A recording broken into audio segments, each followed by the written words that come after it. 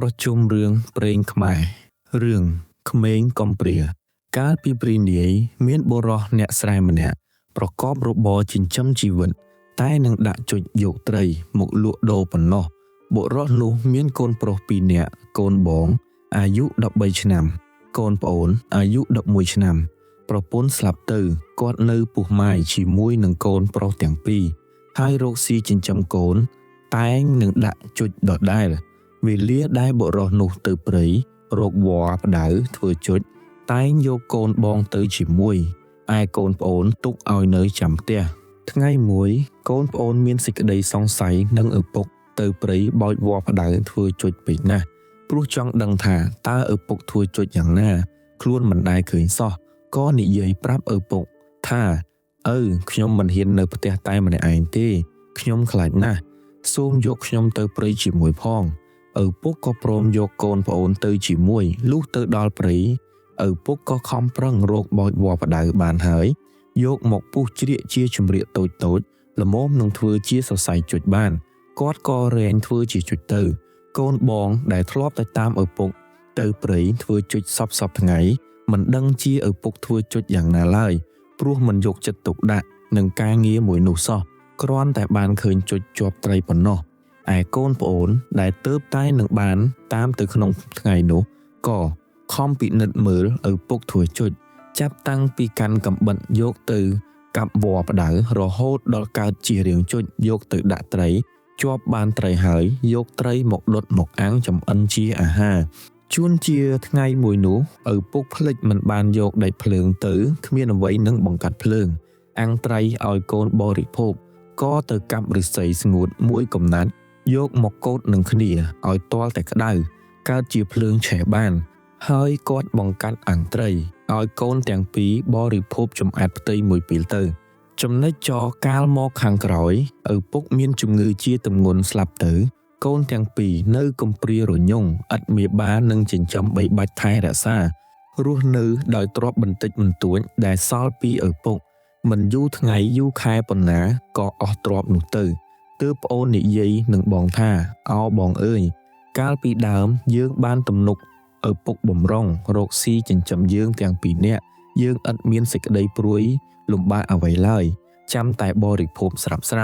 ឥឡូវនេះឪពុកយើងស្លាប់ចោលទៅហើយឯយើងទាំងពីរអ្នកសោតទៀតក៏មិនទាន់ពេញកម្លាំងល្មមនឹងរកស៊ីចិញ្ចឹមជីវិតបានដោយខ្លួនឯងទាំងបងក៏នៅតូចទាំងខ្ញុំក៏នៅតូចនឹងទៅរកស៊ីឈ្នួលជូនពាត់អ្នកជិតខាងក្រែងគេមិនព្រមទទួលពីព្រោះយើងជាមនុស្សកំព្រាអនាថារកទីពឹងគ្មានគេមិនហ៊ានឲ្យនៅជាមួយទេគេមិនទុកចិត្តយើងឡើយហេតុតែយើងគ្មានមេបាថែរក្សាបើដូច្នេះតើបងគិតយ៉ាងណាឲ្យបានរស់នៅជាមួយនឹងគេឯងបងអង្គយើងថ្ងៃនេះនៅតែមួយទូកដៃល្មមតែល្ងាចនេះថ្ងៃស្អែកគ្មានអង្គដាំបាយបរិភោគទេបងដើរសុំទានគេឬដូចម្ដេចខ្ញុំមិនទៅសុំទេខ្មាស់គេណាបងស៊ូតែពីស្លាប់បងសួរប្អូនម្ដេចក៏អូនថាយ៉ាងនេះប្អូនឆ្លើយតបទៅនឹងបងថាខ្ញុំមានដៃ2ជើង2គំនិតមាយាទដូចអ្នកទាំងពួងដែរប្អូនឯងគិតយ៉ាងហ្នឹងពិតមែនតែមានដៃ2ជើង2គំនិតមាយាទដូចអ្នកទាំងពួងមែនហើយតែខ្លួនយើងនៅតូចណាស់មិនអាចនឹងពុនរែកកាប់គាស់លីសែងអ្វីបានឡើយបងអើយសត្វចាបវាដែរទៅពុនរែកលីសែងឯណាដែរឬ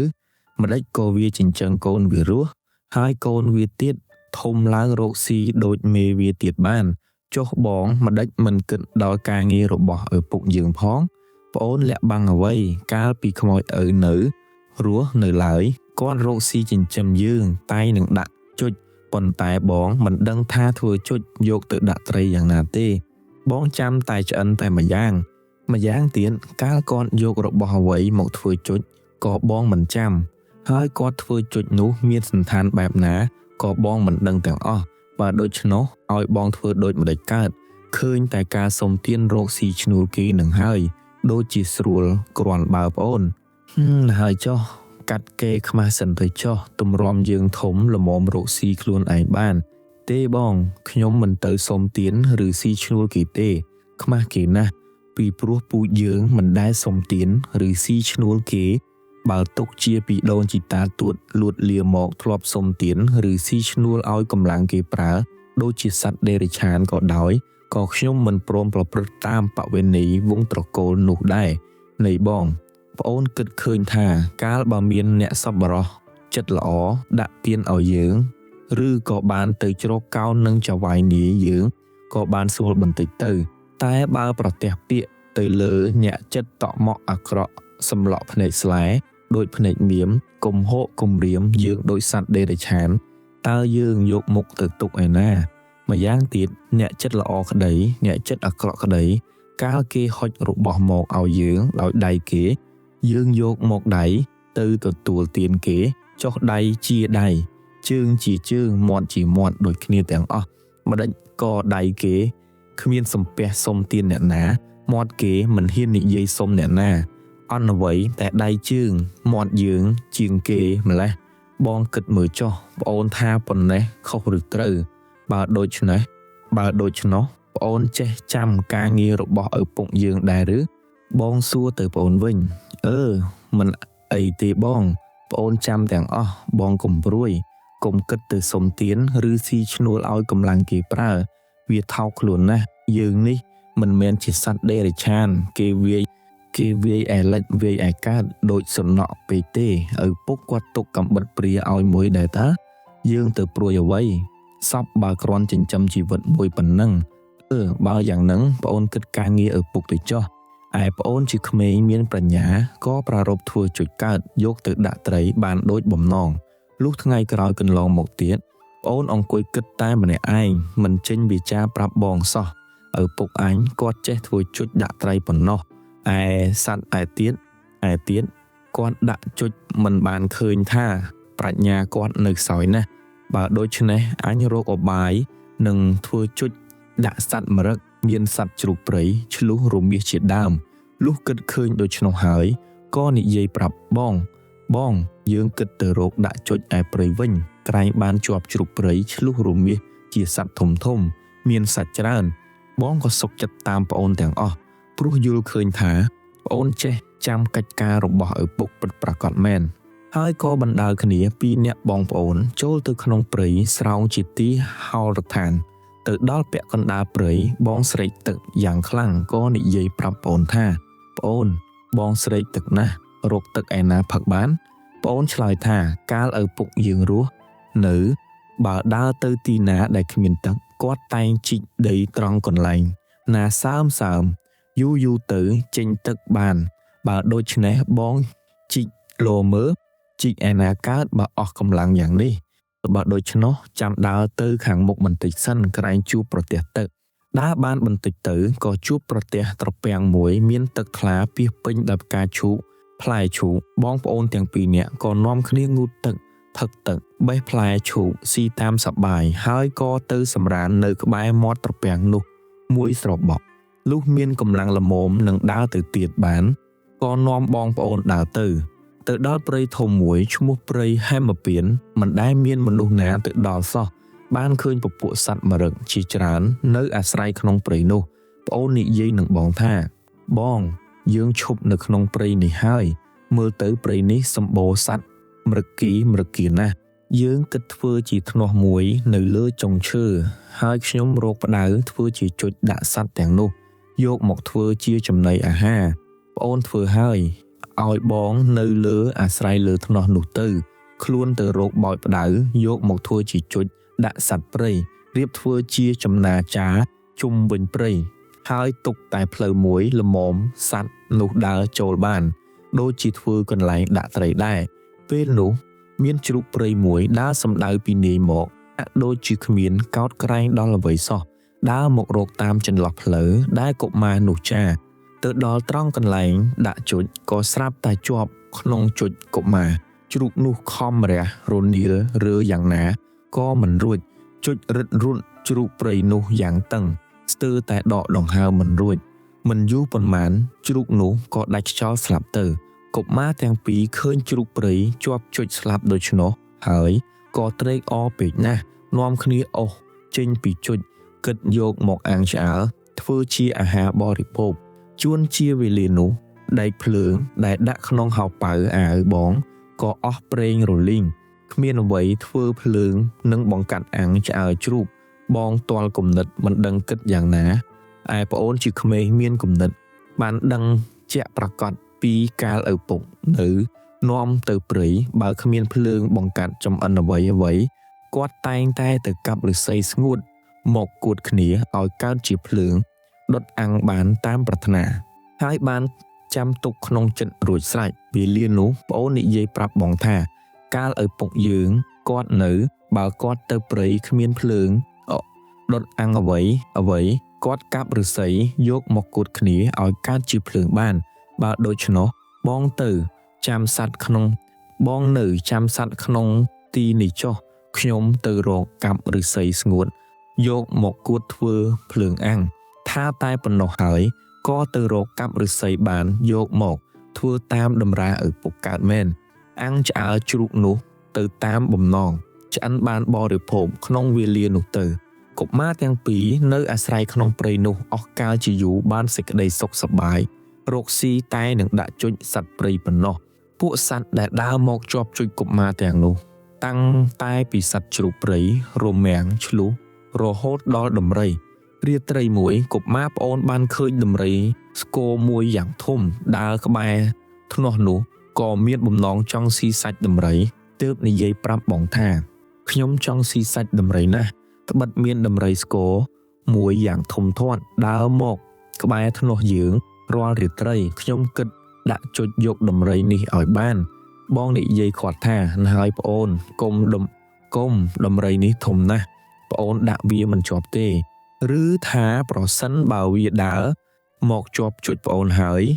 វាបំរាស់ត្រដររួចទៅនោះវាខឹងកាលបើវាខឹងហើយថ្ងៃក្រោយវា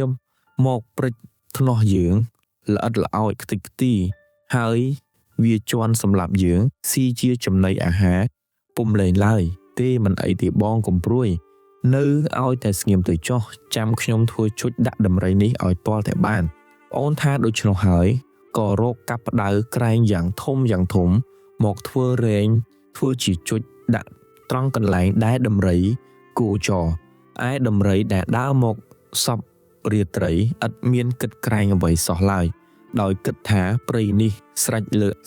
លើអញហើយគ្មានអ្នកណាជាចម្បងលើអញទៀតទេក៏ដើរតម្រង់ត្រង់មកកន្លែងដែលកុមារដាក់ជុចស្រាប់តែចូលទៅក្នុងជុចជាប់ខ្លួនចង្អៀតណែនក្ដន់ខំម្រះនួននីលស្រែករលរំពងព្រៃធំយ៉ាងណាក៏មិនរួចមិនយូរប៉ុន្មានដាច់ខ្យល់ស្លាប់ទៅកុមារទាំងពីរនាក់បានឃើញដំរីជាប់ជុចស្លាប់ហើយបបួលបងប្អូនពំភ្លក់ភ្លើងភ្នក់យ៉ាងធំដុតឆ្អើរដំរីវេលានោះក្លិនឈ្ងុយសាច់ដំរីក៏សាយភាយរហូតជាទីអាស្រ័យនៃយក្សដែលមានអំណាចគ្របសង្កត់ពួកយក្សឯទៀតយក្សនោះលាន់មកថាថ្ងៃនេះធំក្លិនអ្វីក៏ឈ្ងុយឈ្ងប់ម្លេះមានអ្នកណាឆ្អើរសាច់ឯណាបើដូច្នេះអញនឹងទៅរកមើលក្រែងបានមួយចំអែតពីព្រោះសាច់នេះក្លិនឆ្ងាញ់ណាស់ហើយដោយស្មានទៅប្រហែលជាច្រើនផងបានជាធំក្លិនសាយមកដល់ទីអញយ៉ាងនេះអញនឹងទៅគម្រាមយកស៊ីទាំងអស់កុំឲ្យអ្នកឆ្អើរនោះវាបានស៊ីគិតដូច្នេះហើយក៏ចាប់យកដំបងពេជ្រក្រវីហោះឡើងលើអាកាសវេហាងាកមើលចុះឡើងឃើញផ្សែងហុយត្រង់ព្រៃធំក៏ហោះចុះសំដៅទៅត្រង់កន្លែងនោះភ្លាមក្រឡេកមើលទៅឃើញក្មេងតូចពីរនាក់កំពុងឆ្អើរដំរីគិតថាថ្ងៃនេះពេញជាមហាលាភហើយបានទាំងចំណីបានទាំងម្ចាស់បើដូច្នេះតើអញនឹងស៊ីដំរីមុនឬស៊ីក្មេងមុនបើស៊ីដំរីមុនក្រែងក្មេងនេះវាភ័យនឹងអញរត់ពួនបាត់ទៅឥឡូវនឹងស៊ីក្មេងគ្មានអ្វីគ្រាន់ធ្វើជាបង្អែម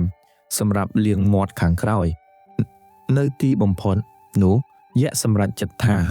អញស៊ីដំរីមុនចុះទុកក្មេងស៊ីក្រោយជាបង្អែមវិញទើបជ្រះមាត់ស្រួលក្មេងនេះវាមិនមែនរត់ពួនទៅឯណាឡើយទុកជាវារត់ពួនកន្លែងណាក៏មិនកំបាំងភ្នែកអញដែរវាមកពីស្រុកភូមិរបស់មនុស្សលោកចូលមកដល់ព្រៃនេះម្លេះហើយវារត់ទៅណានឹងរួចទើប យ៉ាក់ចូលទៅគម្រាមកុមារដែលកំពុងឆ្អើរដំរីនោះថាវៃអាក្មេងច្រមុះអាឯងមកពីណាដើរចេញឲ្យឆាប់កុមារទាំងពីរដើរចេញពីទីនោះទៅប៉ុន្តែកុមារបងមានសេចក្តីផិតភ័យតកុមារព្រោះខ្លួនស្គាល់ច្បាស់ជាយៈហើយបានដឹងប្រកាសអំពីម្នាក់ចាស់គេនិយាយប្រាប់ថាយៈខ្លួនធំមានចង្កូមពីរសម្រាប់ស៊ីមនុស្សលោកតែមិនចេញវាចាប្រាប់ប្អូនឡើយចំណែកខាងកុមារប្អូនគិតថាមនុស្សនេះមកពីណារូបរាងធំគម្រាំងធ្មេញធំសស្ញាចប៉ុនចប់កាប់ភ្នែកឡើងក្រឡោតក្រហមផ្លែតដោយភ្នែកអាអូតស្បែកមុខឡើងកក្រិចក្រគ្របដោយស្បែកគិងគក់ដងខ្លួនដូចក្របីដេកភក់សំឡេងឮកគ្រក់ដូចជាទឹកក្នុងរន្ធឈើដោះពុកមាត់ពុកចង្កាស្រមេមស្រមាមដូចបិសាចរាជភូតអានេះប្រហែលជាមិនខ្លាចកោតញញើតចិត្តអញទេបានជាហ៊ានមកនិយាយកំហែងអញដូច្នេះមិនអីទេអាឯងប្រហើនហ៊ានស៊ីដំរីកុមារប្អូនថយចេញពីកន្លែងនោះមិនឆ្ងាយប៉ុន្មានទៅឈរមើលយៈស៊ីដំរីតែក្នុងចិត្តនឹកខ្នាញ់ពេកណាស់មិនទាន់ចេញស្ដីថាដូចម្ដេចឡើយគ្រាន់តែនឹកក្នុងពោះប៉ុណ្ណោះពេលនោះយៈសួរថាណែអាក្មេងអាឯងធ្វើដូចម្ដេចបានជាបានដំរីនេះយកមកឆ្អើរពេលនោះកុមារតូចបានឱកាសក៏ឆ្លើយតបទៅយៈវិញថាពូឯងសួរចង់ដឹងអ្វីគិតតែបរិភោគទៅចោះកុំចាំបាច់ដឹងហេតុការអ្វីឡើយយើងអាចច្រមុះប្រាប់ឲ្យឆាប់អញស៊ីអាឯងឥឡូវនេះហើយយៈសួរគម្រាមកុមារតូចដំរីនេះវាដើរមកជាប់ជុចខ្ញុំកុមារឆ្លើយតបនឹងយៈយីអាឯងធ្វើជុចដូចម្ដេចក៏ដាក់ដំរីបានអាឯងនិយាយកុហកទេឬក្រែងដំរីវាស្លាប់ខ្លួនវាទេដឹងហើយអាឯងនិយាយបញ្ឆោតអញយ៉ាងនេះទៅបើអាឯងនិយាយឲ្យត្រង់តែកុហកអញស៊ីឯងទៀតឥឡូវហើយខ្ញុំនិយាយមិនកុហកទេពូឯងមើលចុះជុចខ្ញុំនៅឯនោះប្រកាសជាអាឯងដាក់ជុចដំរីនេះបានមែនយៈសួរសង្កត់សង្កិនកុមារមែនកុមារឆ្លើយតបនឹងយៈយីអាឯងធ្វើជុចដូចម្លេចក៏ដាក់ដំរីបានអាឯងនិយាយកុហកទេឬក្រែងដំរីវាស្លាប់ខ្លួនវាទេដឹងហើយអាឯងនិយាយបញ្ឆោតអញយ៉ាងនេះទៅមើលអាឯងនិយាយឲ្យត្រង់តែកុហកអញស៊ីឯងទៀតឥឡូវមិនខានខ្ញុំនិយាយមិនកុហកទេពូមើលចុះជុចខ្ញុំនៅឯនោះប្រកាសជាអាឯងដាក់ជុចដំរីនេះបានមែនយៈសួរសង្កត់សង្កិនកុមារមែនកុមារឆ្លើយតបយ៉ាងយកជុចមកហើយប្រាប់យៈថាពូឯងចង់ដឹងចូលនៅក្នុងជុចខ្ញុំមើលដោយហេតុតែការមើលងាយថាសពបើជុចសរសៃរឿងប៉ុណ្ណោះអញគ្រាន់តែកំរើកក៏ដាច់ខ្ទេចខ្ទីដែរថាហើយក៏ត្បុលក្បាលចូលទៅក្នុងជុចផុតដៃផុតជើងទាំងអស់ស្រាប់តែជុចរិតរួតតឹងខ្លួនដូចគេចាប់ស្រេះបំរះននាលបាក់ឈើព្រៃល្អិតល្អោចស្រែកទ្រហោយំរំពងព្រៃរឹតយៈដែលធ្លាប់ពូកែយ៉ាងណាក៏ប្រមូលយកមកអស់ថែមទាំងនឹកសូត្រមុនបៀនសិលសាស្ត្រដែលធ្លាប់ចេះធ្លាប់រៀនមកប៉ុន្មានក៏នៅតែរើមិនរួចពីជុចនោះរឹតតែតឹងឡើងស្ទើរនឹងក្តាច់ខ្យល់រោគតែស្ដីនិយាយស្ទើរតែមិនរួចយៈទើបដឹងថាជុចក្មេងនេះពូកែមែនបើអញមិននិយាយអង្វរឲ្យវាស្រាយជុចនេះចេញទេអញនឹងស្លាប់អាសាឥតការមិនខានទើបនិយាយអង្វរកុមារថាលោកអើយកាលពីដើមខ្ញុំមើលងាយជុចលោកដោយគិតថាមើលទៅមិនល្មមនឹងកម្លាំងខ្ញុំសោះ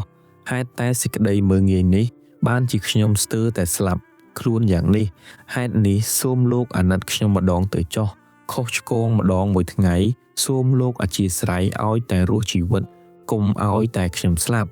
ឯកុមារបានឃើញយៈបំរះននាលមិនរួចពីជុចរបស់ខ្លួន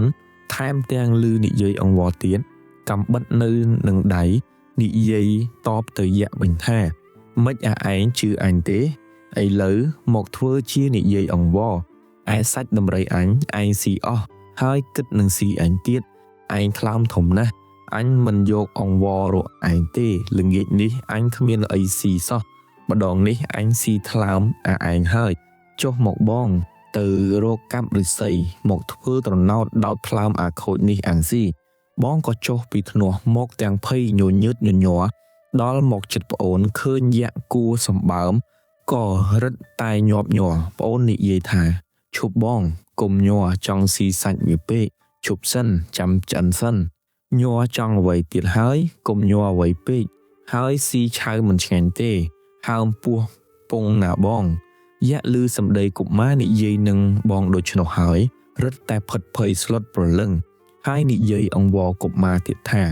អោលោកម្ចាស់ថ្លៃអើយសូមលោកអាណិតខ្ញុំយកតែបុណ្យម្ដងទៅចុះខ្ញុំនឹងជូនកន្សែងបក់កន្សែងបោយមួយឲ្យតែលោកលេងខ្ញុំបានរស់រានមានជីវិតត្បិតខ្ញុំជាស្ដេចយក្សគ្រប់គ្រងអាណាចក្រនរាជបើលោកឲ្យខ្ញុំស្លាប់ទៅសមជាស្រុកទេសរបស់ខ្ញុំអន្តរធានមិនខានទាំងកូនប្រពន្ធខ្ញុំក៏ពុំមានទីពឹងកុមារប្អូនសួរបញ្ជាក់យៈថាចុះឯងឲ្យកន្សែងបក់កន្សែងបោយដល់យើងកន្សែងនោះបើបក់បោយទៅអាចឲ្យសម្រេចប្រយោជន៍ដូចម្ដេចខ្លះតាមតែលោកចង់បានអ្វីបក់មកតាមតែប្រាថ្នាបើចង់ឲ្យបាត់ទៅវិញគ្រាន់តែបោយថាទៅវិញចុះក៏ស្រាប់តែបាត់អស់រលីងប្រកាសជាឯងឲ្យយើងមែនឬមែនក្រែងកុហកអញទេដឹងមិនកុហកទេលោកបើកុហកតើឲ្យយើងធ្វើដូចម្ដេចយើងមិនទុកចិត្តទេពីព្រោះឯងជាស្ដេចសោយរាជក្រែងរួចពីកំដាប់ដៃយើងទៅបបួលរេពុលមកច្បាំងនឹងយើងវិញបងយកកំបិតមកឲ្យខ្ញុំបន្តិចពន្លះសាច់វាអាំងស៊ីសម្រន់សេចក្តីឃ្លានមួយស្របក់សិនបងនោះនៅតែមិនទាន់បាត់ភ័យនឹងយក្សឮកុមារតូចឲ្យបងយកកំបិតបែបនេះមកពន្លះសាច់ខ្លួនដូច្នោះក៏ញាប់ញ័រស្ទើរបាត់ស្មារតីហើយនិយាយអង្វរកុមារនោះថាសូមលោកទុកតែជីវិតឲ្យខ្ញុំចុះខ្ញុំនឹងប្រគល់រាជទាំងអស់ព្រមទាំងស្រុកសួយទាំងអំបាលម៉ានជូនលោកទៀតខ្ញុំសូមរួចតែខ្លួននឹងភរិយាបុត្រីបុត្រាហើយនៅធ្វើជាសេនារក្សាលោកទៀតកុមារប្អូនក៏សួរបញ្ជាក់ថាបើឯងនិយាយទៀងត្រង់មែនហើយយើងអត់ទោសឲ្យបានតែយើងមិនដឹងជាឯងស្ដេចសោយរាជនៅនគរណាចុះធ្វើដូចម្ដេចយើងទៅដល់នគរឯងបានអោលោកមិនសល់ក្រអ្វីនឹងអញ្ជើញទៅឯនគរខ្ញុំនោះទេឲ្យតែលោកលេងខ្ញុំចុះខ្ញុំនឹងធ្វើតម្រុយជាលំអានរហូតទៅដល់នគរខ្ញុំឯណោះឯធ្វើតម្រុយបែបណាខ្ញុំកាច់មែកឈើស្រស់បោះហែតាមផ្លូវទៅកាលបើលោកអញ្ជើញទៅសួមទៅតាមមែកឈើដែលខ្ញុំកាច់បោះនេះចុះកុមារទាំងពីរក៏ព្រមដោះយក្សចេញពីជុចឯយក្សបានរួចខ្លួនចេញពីជុចហើយក៏ក្រាបថ្វាយបង្គំកុមារទាំងពីរដើរទៅនគរខ្លួនវិញហើយកាច់មែកឈើជាតម្រុយធ្វើជាតម្រាទីសម្គាល់ដល់កុមារទាំងពីរប្រាណឥតមានកុហកភូតភរអ្វីឡើយ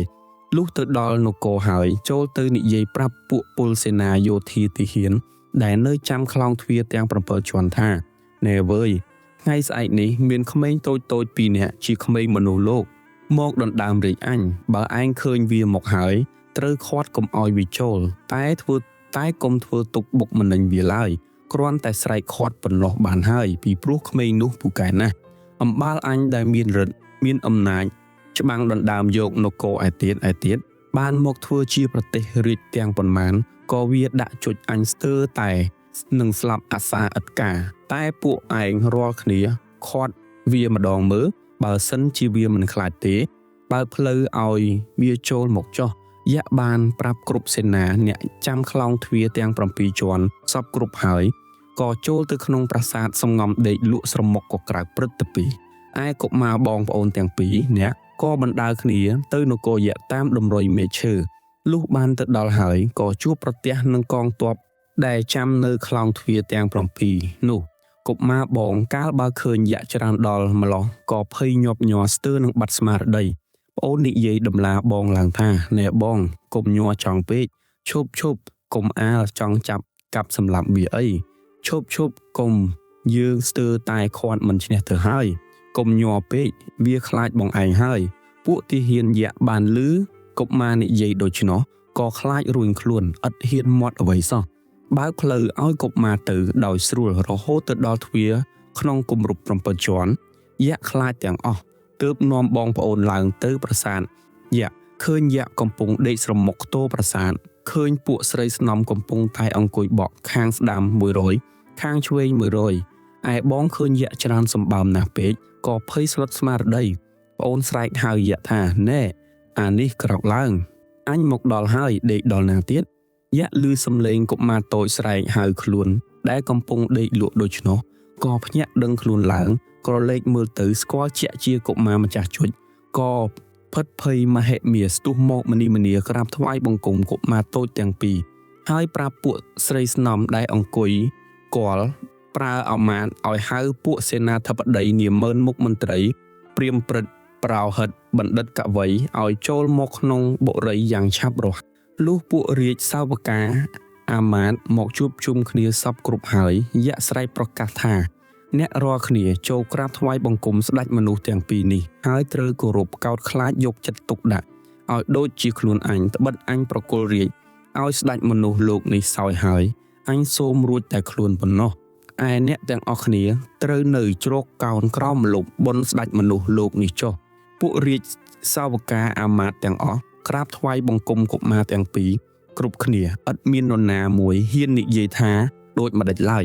យក្សក៏បានរៀបពិធីអភិសេកជាឯកមង្គលប្រជុំពួកពលយោធាអនេកប្រការហើយប្រគល់ធីតារបស់ខ្លួនឲ្យជាមហេសី